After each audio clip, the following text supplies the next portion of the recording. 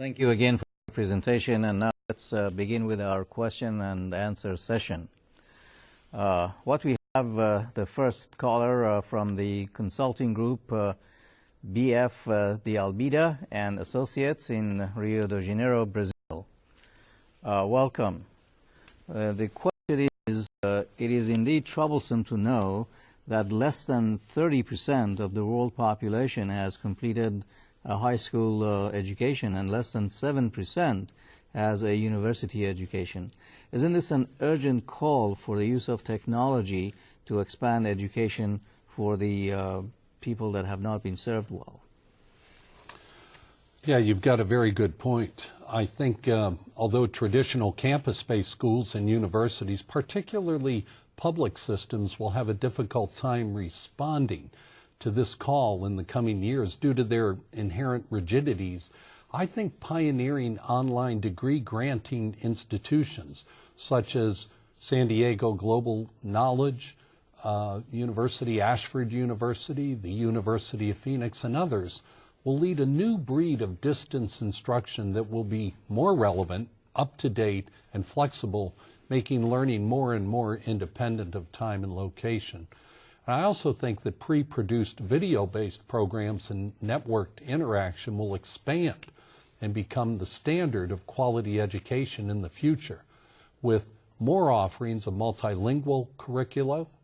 I also believe the cost of this new generation of education will tend to be lower, and this will increase access to more communities and sectors of society around the world. Very good. Thank you. We have a second caller from Comisión Federal de Electricidad, CFE, in Celaya, state of Guanajuato, Mexico.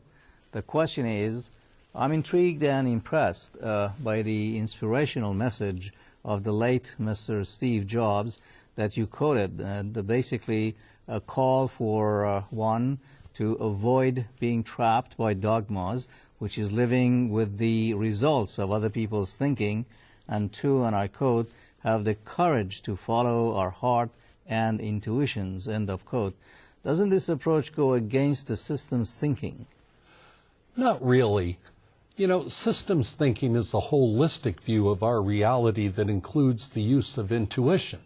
In fact, ITC has produced and presented various programs on this theme, which can be accessed in an archive form at its Mac Virtual Video Library at itcsandiego.com. So I'd suggest you look them up through your gateway, your institution's gateway, if it's a member of the ITC GKNet network. Very good. Thank you.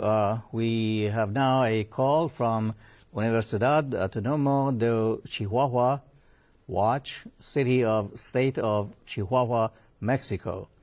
Do you believe that the concept of work-life balance is changing with the emerging 24-hour society and our increased involvement in human collaboration? Human collaboration networks that combines education, business, and government together. Yes, I do. I think members of global collaboration teams do not have all 8 a.m. to 5 p.m. Monday through Friday work schedules, and so many of our close friends and relatives are geographically dispersed and now live in other nations or regions of the world. Work is an evolving process. As activity expands, it's part of life, and it must be merged with our daily lives if we're going to be able to in the future to balance our productivity and our social needs. Great. Thank you again for your response. We now have a caller from Instituto Tecnológico de Chetumal, state of Quintana Roo, Mexico. The question is, I find the 3S model, as proposed by Dr. Miguel Cardenas, very interesting. Is there a conceptual reason for proposing the 3 S's in the sequence that you described? Yes, the sequence is very important.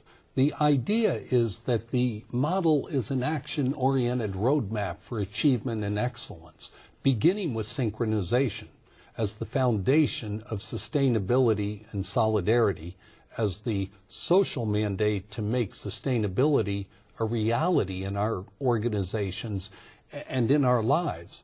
So we first begin with aligning or synchronizing our aspirations and strategies with the realities of our world. We build sustainability for the long term, and thirdly, we give and receive or share with others through solidarity, repeating this sequential process as many times as required by our circumstances. Thank you again. Our next caller is from Manak Engineering Services in New Delhi, India. Can you elaborate on your interesting comment that the greatest change we will see as a result of the 3 C's model and the fusion of technology and knowledge is the reinvention of government and our political system? Sure, gladly. Governments are the oldest and least flexible organizations we have. Political systems have yet to adopt the full power and technology and global knowledge. One of the most accepted global trends in recent years has been the decreased percentages of citizens in democratic systems voting in elections, mainly because of decreased trust and responsiveness of government and political parties to their needs. So I think the global movement, Occupy Wall Street, is only a first wake-up call to public leaders and decision makers. They can develop capacity and competence in government, but if they do not develop the 3rd C, namely commitment to action and reinvention, society will no longer support any of them. Very good. Thank you again. Excellent response. Our next caller is from Instituto Tecnológico de Tlalnepantla in Tlalnepantla, Mexico.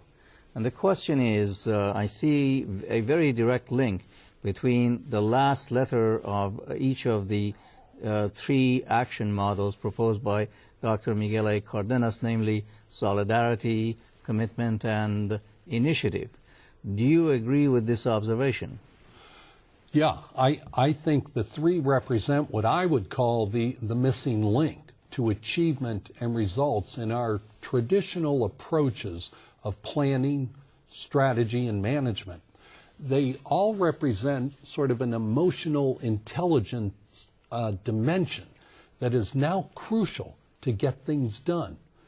You know, the S for solidarity implies sharing, and this is now a mandate in teams and network collaboration, the new key to success in our organizations.